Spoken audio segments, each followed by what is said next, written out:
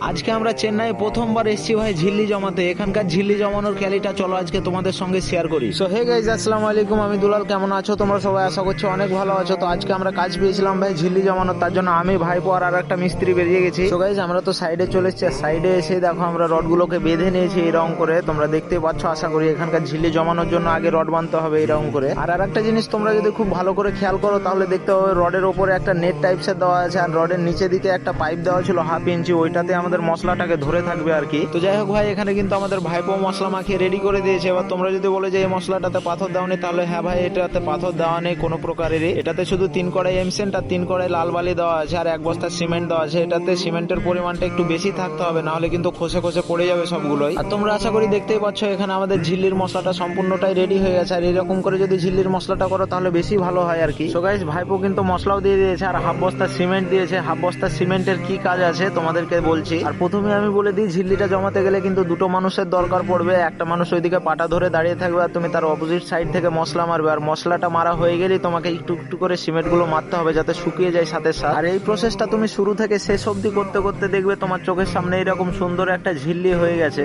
আর হ্যাঁ, এত সুন্দর ঝিল্লি করলেই কিন্তু হবে না, তোমাকে দেখতে হবে যে ঝিল্লিটা কোন দিকে বেরিয়ে আছে কোন দিকে ঢুকে আছে। যদি তোমাদের ঢুকে থাকে কিংবা বেরিয়ে থাকে সেটারও আলাদা ব্যবস্থা আছে। কি ব্যবস্থা আছে তোমাদেরকে এটা বলে দিই, কি করে তোমরা ওটাকে ঠিক করবো। আমাদের এই ঝিল্লিটা যেমন 1/2 ইঞ্চি ঢুকেছিল ভিতরে, তার জন্য আমরা 1/2 ইঞ্চি একটা পাইপ নিয়েছিলাম। আর এই পাইপটাকে নিয়ে কিন্তু আমরা ভিতরে ওয়ালের সঙ্গে লাগিয়ে দিয়েছিলাম, দিয়ে বাইরের দিকে একটু ঠেলে দিয়েছিলাম। তার জন্য আমাদের এখন এটা লেভেল হয়ে গেছে। সো গাইস, আজকে আমার কাজের সুন্দর ছোট্ট ব্লগটা এখান থেকেই শেষ করছি। পরবর্তী কাজের সুন্দর একটা ব্লগ দেখার জন্য চ্যানেলটাকে ফলো এন্ড সাবস্ক্রাইব করে যেতে কিন্তু ভুলবে না।